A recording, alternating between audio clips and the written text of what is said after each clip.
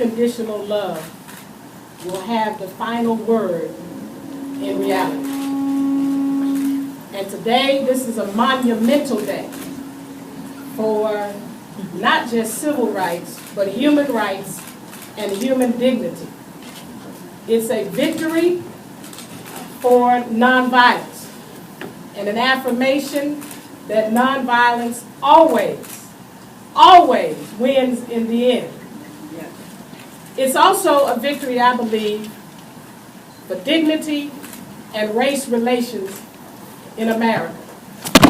Today is the beginning of a new day in our wonderful nation and even our world. And we are honored as part of the King Center to have played a small role in this happening on today. When I invited Kim to come, she and I were talking about doing some children's books on my father's nonviolent philosophy and methodology. And I told her, I need you to really understand my father. You can't just merely go on the internet and read different things. I want you to come and go through our education and training, because I think you'll get a whole different perspective. Needless to say, she came, but I never knew that it would end up in something of this magnitude. And so I thank God for this moment. This is what we call a Kairos moment.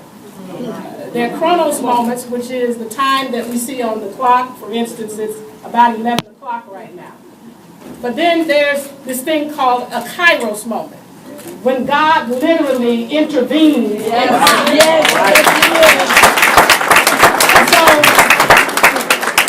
Somebody asked, why now? Because this is a God moment. And God orchestrated everything that has happened today. It is very timely. It's going to speak even to those that are demonstrating and protesting all across this nation, some of whom are being arrested under unjust laws. So we don't know how far this will go.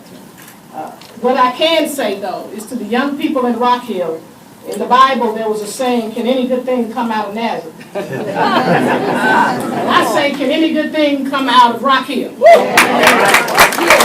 we can say, not only a good thing, but a great thing came out of Rock Hill, South Carolina. And I want to give my wholehearted thanks to the obedience of this woman, Kim Johnson, for being a vessel, for being a servant, for having the tenacity, the courage, and the passion to see this day come. I want to especially thank these gentlemen.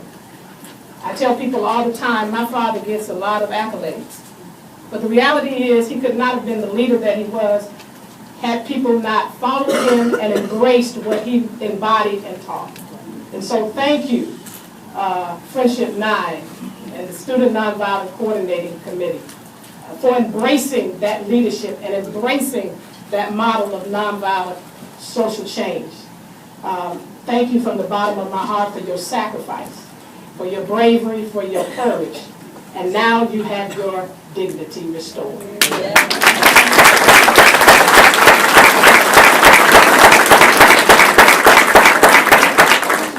And to Judge Haynes and Finney, Solicitor Brackett, thank you all for your role in all of this. This is so extraordinary that sometimes you're lost for words. Because who would have ever thought? I asked Mr. Graham, I said, did you ever see this day coming?